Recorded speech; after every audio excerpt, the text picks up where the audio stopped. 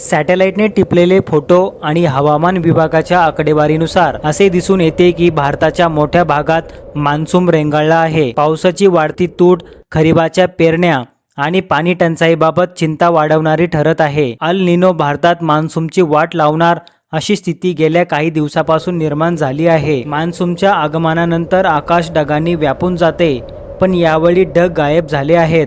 सॅटेलाइटने टिपलेल्या फोटोवरून मध्य आणि पश्चिम महाराष्ट्र आणि आजूबाजूची राज्ये भारतात ढगांशिवाय कोरडे प्रदेश दिसून येत आहेत। तसेच हवामान विभागाच्या ताज्या आकडेवारीनुसार देशातील पावसाची एकूण तूट 40% वाढली आहे। 17 जून रोजी सकाळी इन्स्टंट 3DS सॅटेलाइटने टिपलेले फोटो एक चिंताजनक स्थिती दर्शवत आहेत। महाराष्ट्र, गुजरात, मध्य प्रदेश, राजस्थान आणि अंतर्गत कर्नाटकचा मोठा भाग या सगळ्या प्रदेशावरून ढग गायब झाले आहेत। यातून देशाच्या मुख्य कोरडवाहू शेती पट्ट्यामध्ये मान्सूनची प्रतिक्रिया लक्षणीयरित्या कमकुवत झाल्याचे दिसून येत आहे। द्वीपकल्पावर पसरलेल्या मान्सूनच्या ढगांच्या नेहमीच्या पट्ट्याऐवजी बहुतांश एकत्रित ढग केवळ बंगालचा उपसागर, ईशान्य भारत आणि विषुववृत्तीय हिंदी महासागराच्या काही भागांपुरतेच मर्यादित राहिले आहेत। महाराष्ट्रासह राज्यनिहाय पावसाची गंभीर स्थिती मान्सून रेंगाळल्यामुळे पावसाची तीव्र टंचाई निर्माण झाली आहे। 4 जून ते 17 जून या कालावधीतील हवामान विभागाच्या ताज्या राज्यनिहाय पावसाच्या नकाशावरून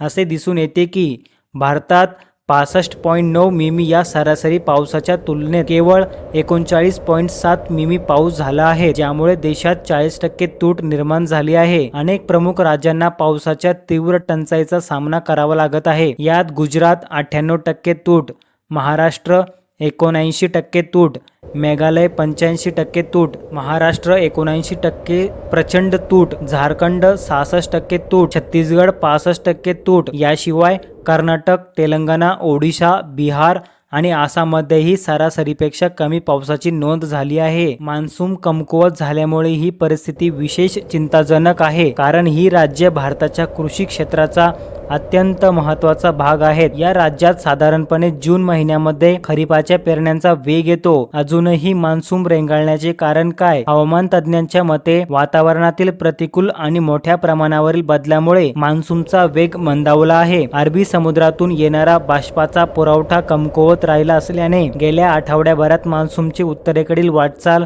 जवळपास ठप्प झाली आहे। त्याच वेळी वरच्या पातळीवरील वारे मध्य आणि पश्चिम भारतामध्ये मोठ्या प्रमाणावर पाऊस देणाऱ्या प्रणाली तयार होण्यास अडथळा आणत आहे। मित्रांनो, अशा पावसाच्या अपडेटसाठी आपल्या विजेता न्यूज चॅनलला जरूर सबस्क्राईब करा। भेटूया अशाच एका माहितीपूर्ण व्हिडिओमध्ये।